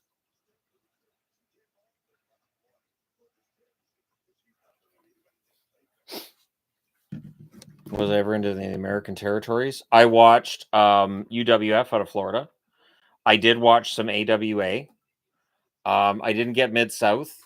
And AWA I was never a big fan of. The production value was just not there. It was harder for me. Although the Road Warriors were there when I initially was watching AWA, and then they moved over to NWA, so I was watching that instead. I kind of went where the Road Warriors went in that case. Did Yvonne pick out this shirt? No, I got this in Las Vegas. I thought it was funny. And so I grabbed that while we were in Las Vegas. I felt like it was a very Las Vegas shirt. AJ Lee returns at SummerSlam. Either she and Roxanne Perez go against Liv Raquel, or she assists her husband in getting Punk versus Cena. I think if AJ Lee was going to come back, she would have come back already. I don't think AJ's coming back. I don't think she needs to. I don't think she needs to come back. Oh, electric chair. Yep, electric chair. That's one way to get out of the getting your face rammed into the mat a bunch of times from Stephanie. Not that they actually rammed their face into the mat. It was funny a few weeks ago, Stephanie telling, I think it was Roxanne Perez, she told her to get on her hands and knees for that move, or else she was going to really be, smacking her face into the mat.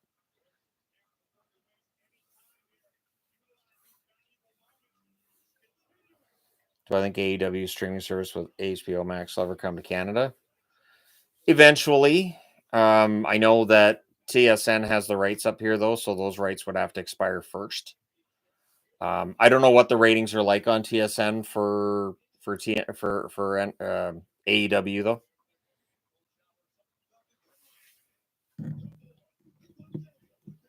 Yeah, he definitely hated Hogan, but like the way he talked about Tito Santana to this day, some of those things were, I would like to say I didn't laugh at some of the things, but he did. He did. And Bobby Heenan was good that way too.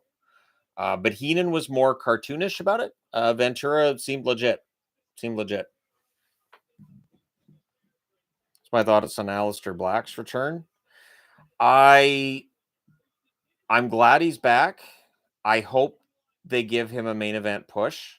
I don't know if he's going to get it. And I kind of like the name Malachi Black better than Aleister Black personally, but I'm glad he's back. I'm sure there are others who are going to cross over from AEW soon enough, which makes things more interesting. Just like, there'll be some from WWE that go to AEW as well. People saying Raw and SmackDown have been unwatchable due to the ads. What do I think so far with Battleground? Well, first off, I don't get ads. I don't get ads on my Netflix. I think that SmackDown's too long. I think that needs to change. I know it's going to change. I think there's too much talking in the week-to-week shows and not enough wrestling. The promos in the ring have got way too long. These 20-minute promos, that's too long. That's a ridiculous amount of time. You don't need that amount of time to get your point across. I would say a 5-minute promo in the ring is just fine. And they just, there's so much talking and so little of the wrestling, it seems like now, that comparatively speaking with eras gone by. Yeah, Heenan, there were little things Heenan would do. I still remember "Be fair to Flair," and he said it so many times that it got stuck in my head. With "You got to be fair to Flair." Why aren't they fair to Flair? Nobody's fair to Flair, and it stuck with me. So there's certain things with him that have definitely stuck with me. I remember the original Ultimate Warrior DVD that they put out, and Bobby Heenan talking about the Ultimate Warrior is one of my favorite things I've ever seen in a wrestling documentary. Yeah, it's funny.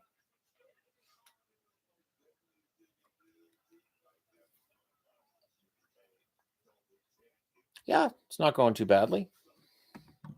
Wrestling never ever be as big as it was during the height of the Attitude Era. Nope. Can't they ever get anyone as over as Rock and Austin? Roman's close. The thing is, it's a balance of their real character, their real personality, and the wrestling talent in the ring. And that combination's tough. I think there are certain wrestlers that have that potential, but I don't know. Like Seth Rollins has that potential to be a bona fide star outside of wrestling. We'll see if he ever gets there. It's gonna. I think it would take some luck. Like Liv's got a movie she's going to be part of. If one of them can find a movie that's a big hit, that definitely helps. There's definitely some wrestlers that I think it could work with in terms of being able to build them into legitimate, like Obafemi, right? The NXT champion. He would not look out of place in any Fast and Furious style type movie. He would work in that. And I think that I know WWE doesn't make movies anymore, but they need to figure something out here to turn some of these wrestlers into bigger stars. I think TKO owning them should help with that too.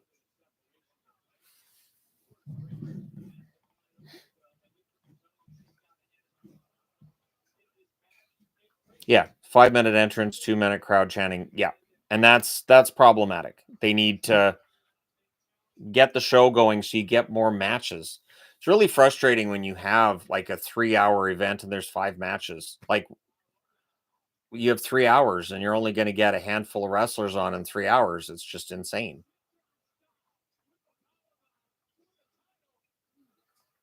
1-2, ooh. Jordan Grace almost got it, but not quite. And yeah, Fatu versus Braun Breaker would be a good feud. We'll get there eventually. The full face turn by Fatu hasn't been made yet, but it's coming. He's too over with the fans. They can't keep him as a heel.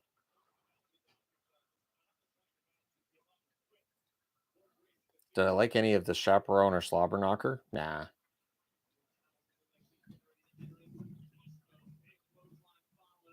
Yeah, my favorite interviews were like back in the old NWA style with Ric Flair, where he'd be backstage, he'd talk about his match, and what he did too, and what I loved with Flair, and he did it as a heel. He wouldn't just say, "You guys are all garbage.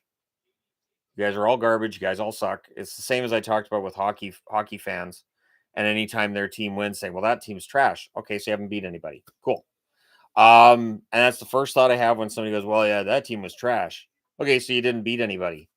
You just denigrated your own team. Cool. Wrestling has that problem where, as a wrestler, these guys aren't any good.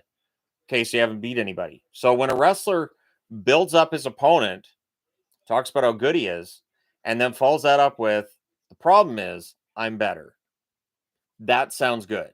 So to me, when if a fan base was to say, you know what, like Carolina, Florida, for somebody to say, you know what, Carolina's a pretty damn good team. They had a really good season. They're a good team. They beat a couple of good teams to get here. It's just Florida's that damn good. Florida is so good at what they're doing that they make Carolina look like amateurs. Maybe it'll be another year for Carolina, but not this year. It's totally different than just, yeah, they're trash. They suck. Okay, so you didn't beat anybody. Like Flair could build up his opposition while still maintaining his heel persona. He was so good at that.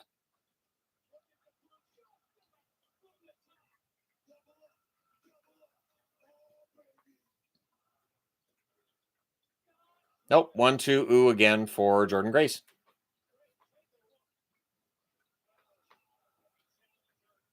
Oh, one of the cats must have gone through for something to drink, I'm guessing. Although Shadow's right here. So Shadow's here. And Maple's up right here. So on the second shelf of that cat tree. But that's Shadow down there. If they're swept, is Brenda Moore gone? No. Probably not, no. It's hard to fire a coach when you get to the conference final that often.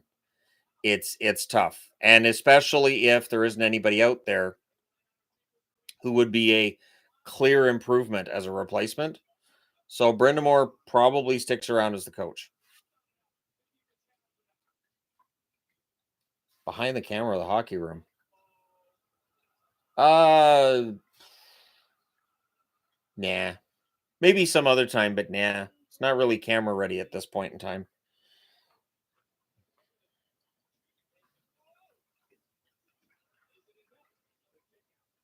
Yeah.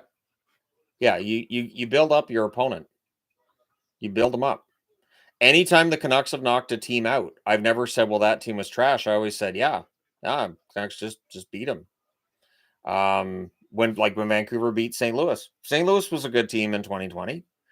Vancouver just, they had a good series, had a couple of good games against Bennington, and they beat them. It's not that St. Louis was trash or anything. It was just Vancouver won. Vancouver was the better team. It is an early game tomorrow. I don't know. Colorado's a pretty good team. I think they're pretty evenly matched. So we'll see how it all ends up turning out. I've watched a bunch of the Dark Side of the Ring match or Dark Side of the Ring episodes. I think my favorite one is Marty Jannetty. I actually watched that one with Yvonne because it's not as tragic as the others. The Marty Jannetty one's just insane. The fact that Jannetty tells these stories that are so wild and crazy, and like you don't know what's real. You don't know what's real and what's not with Jannetty. So, like when he's talking about having taken someone else's life, you go, I mean, maybe, but probably not. So weird. Jack Perry, isn't he hurt? Isn't Jack Perry hurt at this point? They blew it with Jack Perry. They absolutely they ruined it. When CM Punk was out, everything they did after that, they ruined it. They ruined Jack Perry. They ruined the whole thing. Jack Perry should have been out the week after CM Punk was fired, reveling in it. He shouldn't have been suspended. Shouldn't have been suspended. He should have been, unless you're going to fire the guy, he shouldn't have been suspended. Bring him out to the ring, have all the fans dump on him, and just, make it work. None of the stuff worked when he came back because CM Punk was gone. So it's a shame. It's a shame they didn't actually have a feud between the two. That probably would have drawn a ton of money. But what do we know? We're just fans.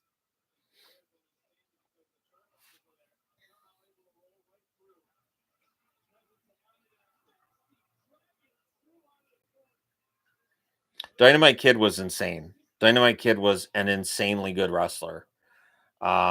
He was fantastically talented.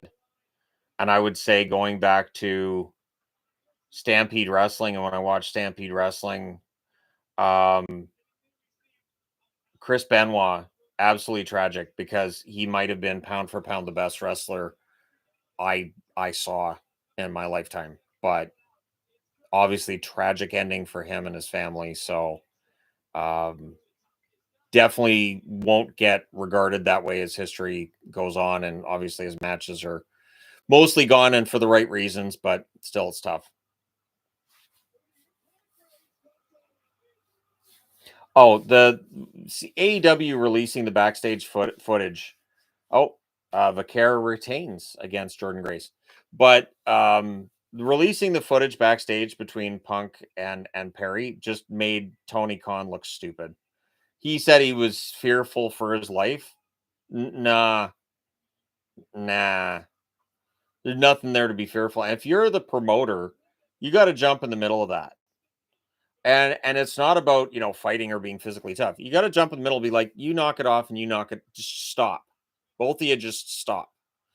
So I think Tony Khan's really in over his head. I do. I think he's in over his head.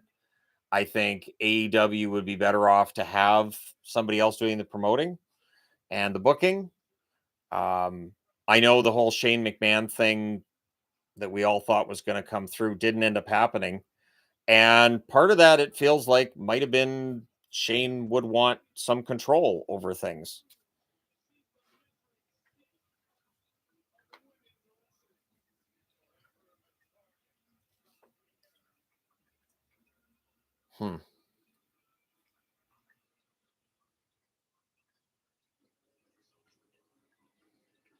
Thoughts on fans attending live events wearing sunglasses inside? I mean, if you don't want to see, that's up to you. It doesn't make any sense to me. Doesn't make sense to me. But wrestlers wearing sunglasses, it's fun, but it doesn't always make a lot of sense either because you're indoors and wrestling events are dark. If you haven't gone to a WWE event live, when the matches are on, you're usually in the dark. So I can't imagine wearing sunglasses while you're trying to see what's going on. Just I don't get it. I think Triple H still has some pushing wrestlers who don't speak English. Like I understood with Vince how he wanted to make sure everybody spoke English. I got that. I think that Asuka broke the mold. Asuka's English has never been fantastic, but Asuka's character was great. She has a fantastic look. And I feel like ever since Asuka's rise in NXT and just what she was able to do, and then on the main roster too, I think the stance softened a lot on the ability to speak English. It does make it tough because WWE is so heavy with promos now. So it makes it more difficult if you can't talk.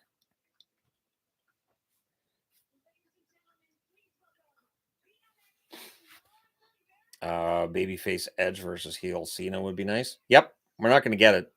Yeah, Adam Copeland's going to round out his career apparently in TNA. And it's sad. I don't think he's done anything in TNA that, I don't know, a lot of it just hasn't made, and just, you have to protect wrestlers. And I don't think AEW does a very good job of protecting wrestlers from themselves. You have to protect wrestlers. And so when they want to do these high spots and these crazy spots, you have to consider it and measure how dangerous that is. And I don't think they've done that. Feels like the inmates are running the asylum in AEW, and it's too bad. And I don't think it's helped Edge at all / Adam Copeland. I don't think it's helped him at all.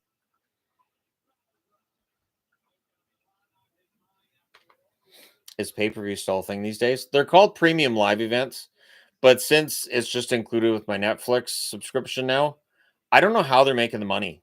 I don't understand how these events being shown on Netflix makes anywhere near the money that they made before. But I guess buy rates are down, that kind of thing. So I don't know.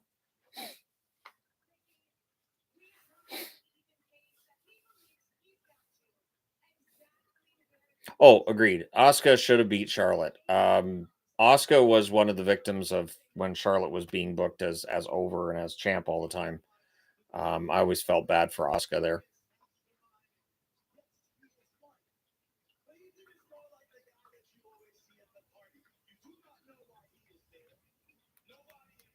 Yeah. And the loss of Eddie is part of what caused Benoit to go to some really dark places. Eddie kept him level. That was a dark time for wrestling in general. And I'm glad we don't have that. It doesn't feel like we have that element.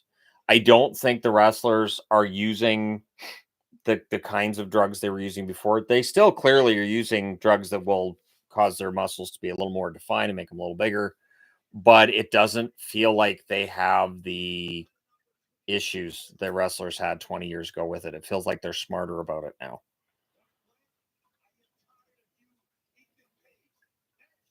Ticket prices for live events are pricey. That probably makes up for some of it.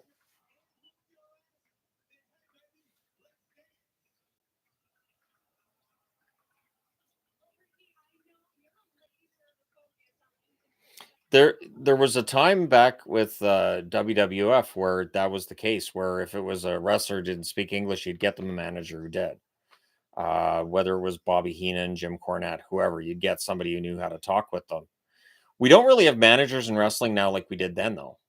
Basically, managers now are either Paul Heyman or it's usually a female who's there primarily.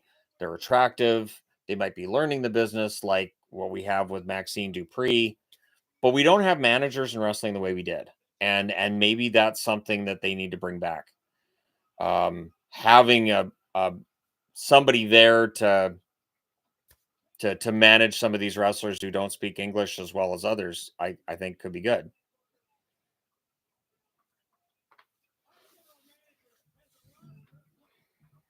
Did I like Monday Night Wars between WWF, WCW before Vince bought WCW? I was never a WCW guy. I would watch Goldberg's matches. I would watch the cruiserweight matches. And then when the NWO crap would come on, I just turn it off. I had no interest in the NWO at all. And because I knew what was coming, I was like, they're just going to beat up whoever. I don't want to watch this. And so I go over to Raw. But yeah, I was one of the ones that I'd flip back and forth between the two, but I definitely watched more WWE than I watched WCW at that point.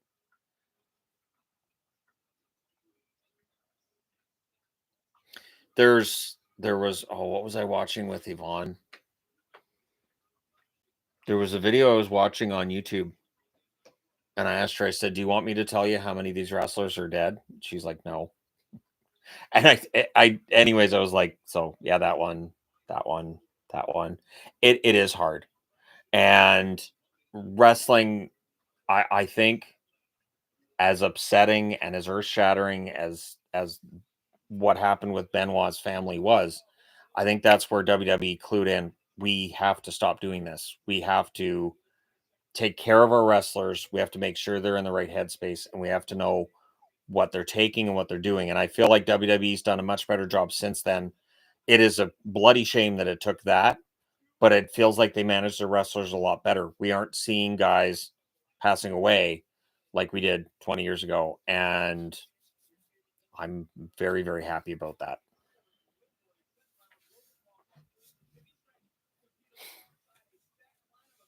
I don't think the timeless the timeless character Tony Storm plays, I don't think it'll work in WWE. I think within a month in WWE, she'd be back to the black leather and the face paint under her eye and that look. I think she'd be back to that. I don't think timeless Tony Storm would work in WWE. I think it's a little over the top, a little too goofy to actually get over.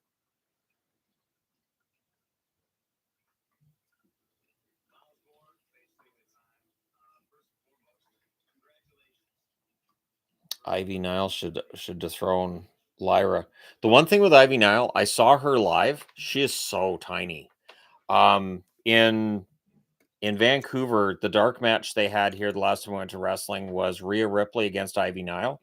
Ivy's a very good wrestler, and she's very strong. However, she's very small, and I don't know that she gets to the top of the card, or even to that middle. And if she dethrones, if she does beat Lyra Valkyria, I don't think she'd have the title for very long before she would drop that to somebody else. I would not be surprised though to see Becky Lynch end up getting that title in the end. It's the only one she hasn't had.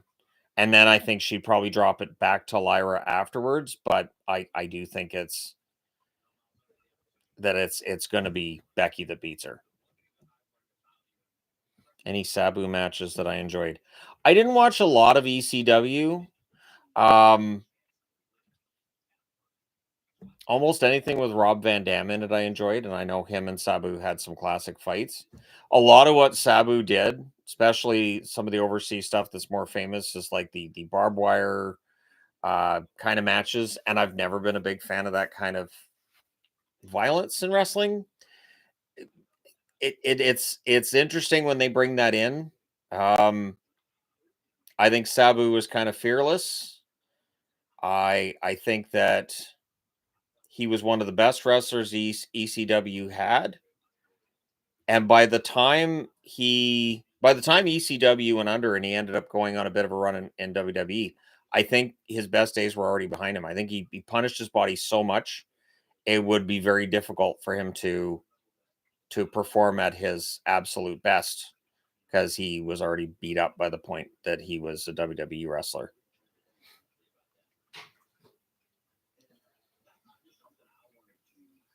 Oh, MVP is a good manager. Just WWE, for whatever reason, didn't have any faith in the Hurt business. Going back to that one in Vancouver, that was where Bobby Lashley came out, and I don't know if this was broadcast, but he came out and he talked about how that year was going to be different, and he's going for the title, and he was upset with the way he'd been wrestling, and everything was going to get better, and then nothing happened. Like it's just it had to be frustrating for him. I would imagine it was frustrating for MVP, for Shelton Benjamin, etc. Yeah, it has to be frustrating.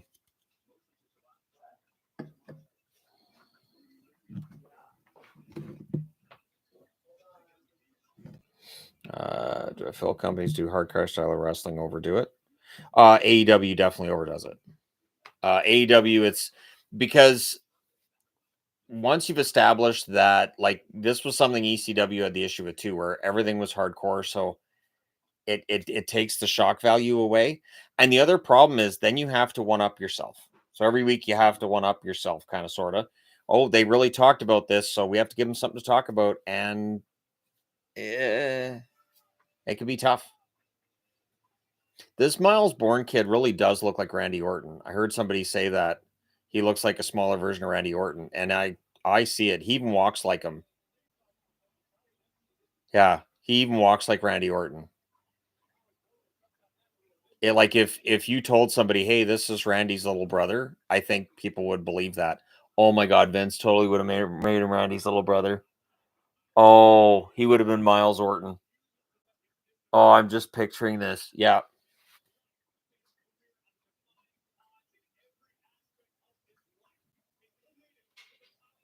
Was I watching Over the Edge when tragic incident happened with Owen Hart? No, that was actually one of the pay-per-views I didn't watch. And I'm glad. Looking back, I'm glad I didn't watch that one. That was in an era where I watched a lot of pay-per-views. I did not watch that one.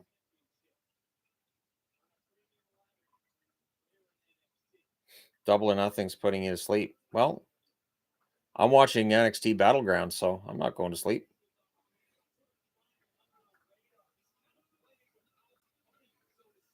Yeah, the Death Riders thing is just ridiculous.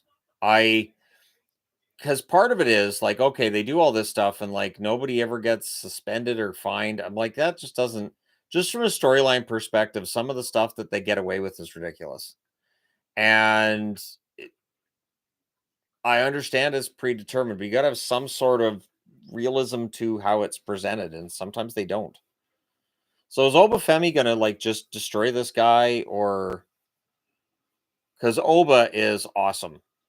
I love the strut to the ring. I think Oba's fantastic. I'm glad they gave him the title. I think he could be really over on the main roster as well. I think he'd be great. How would I book Kevin Owens WWE return? I think you have to bring him back as a face because of everybody knowing how severe the injury's been and how long he's going to be out and all that. I think when he comes back, I think he'll have to be a face. The thing with Owens though is he can get himself over like that as a face or as a heel. So if he decides to come back as a heel, he'll get a face reaction when he comes out to the ring, and within 10 seconds of him getting a microphone, he can make everybody turn against him. It would be interesting to see how Owens fits in when he gets back, but it could be a while. Team Randy Orton. Yeah, I heard that he was dating Stephanie Vicaire. I was surprised she was single. She's 30. I think she's 31. I was kind of surprised she was single, to be honest. Edge versus Kane, Orton versus Cactus Jack, triple threat match for the WWF title. Benoit, Triple H, and Michaels. Yeah, that was a good show. That was a very good show. I remember that one. That was a good show. Anytime it's in Canada, it's usually pretty darn good. Hangman Page, I think, will be the one that ends Death Riders. At least I hope so. Adam Page, and I know there are people who don't like Adam Page. I think he's an excellent, very talented wrestler.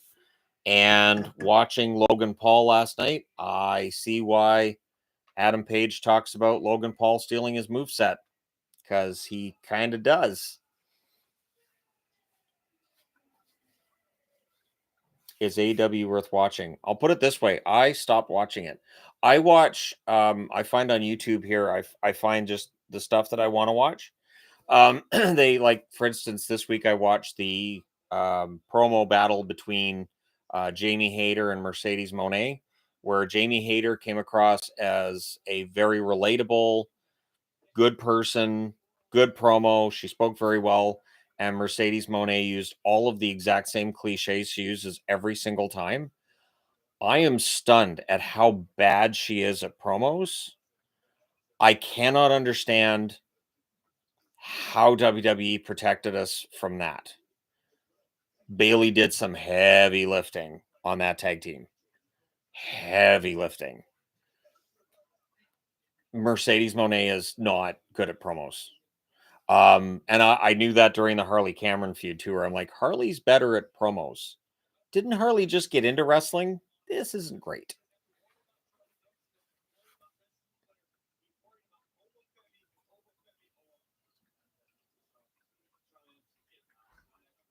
There are too many championships in AEW. Yes. Yes. Titles now are used to drive feuds. That's not how that's supposed to work. The feud should be driven by wrestlers not liking one another. And I think this is part of why a lot of these pay-per-views can kind of just blend together. You got to have a reason, and the reason can't just be, I want to have that belt. So, yeah, wrestling definitely now there's too many titles. They just use the titles to get the feuds over. And it's too bad.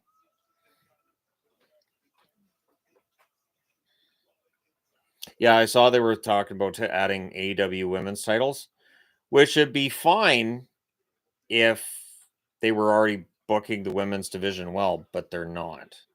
They're not booking the women's division well at all. The speed title, I don't get it either. The 24/7 title was stupid. Back in the day, the hardcore title ended up being stupid. It started off just fine, but it ended up being stupid. And WWE multiple times have had too many belts. They combine titles or dissolve titles, and then they do it all over again, where they have too many belts. I'm fine with a U.S. and Intercontinental Women's Champion, but make it like those are a big deal, and it doesn't feel like they've done that so far. I was really disappointed that Chelsea Green, her entire reign was basically, look what a joke she is. That's basically it.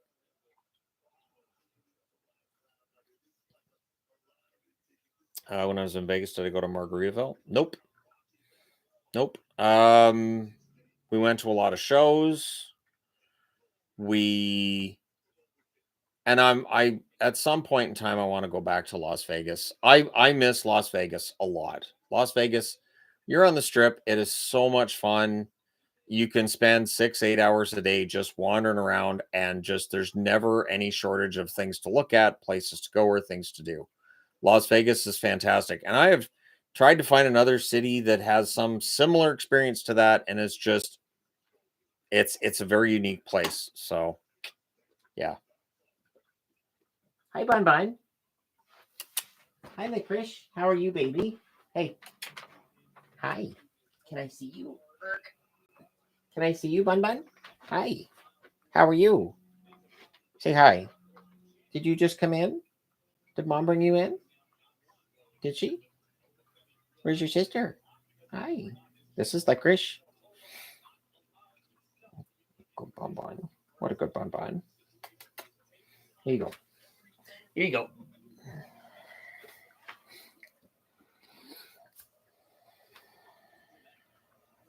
Chelsea Green is an excellent wrestler, and they don't give her enough time. They need to commit to building her up and making her a main eventer. And I think you can make her a main eventer. I think there's nothing about Chelsea that means she can't be a main event superstar. Have I ever been in Nashville? No. Nashville's on the list too of places I'd like to go. Was I in Vegas for a Golden Knights game? I went to 2 games in Vegas. One the year I went there for Christmas. I caught 2 Vegas games that year. That was very different time though. That was before I would review every single game in detail like I do now. And now that I do it that way, it makes it a little more difficult for me to do the traveling stuff. But yeah, it was fun seeing a game there. The interesting part is that the castle they show on TV, I was surprised how much smaller it looks in person than I felt like it looked on TV. I was like, oh, that's it? That's all? Oh, well, that's kind of fun, but it's tiny, comparatively speaking, to what I had expected. Did I watch Stampede Wrestling? Absolutely. I loved Stampede Wrestling.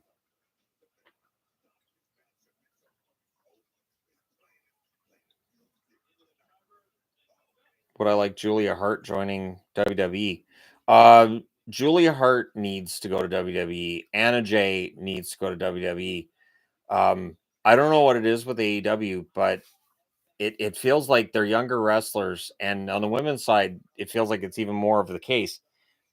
They don't improve as wrestlers, and it's kind of frustrating to watch. Like Penelope Ford, I can understand because Penelope, had a kid, so she was out for a while, but it feels like they don't really improve. They're just the same. So, like in the beginning with AEW, I was like, man, Julia's got all this potential, and I felt like Anna has all this potential, and now I watch them.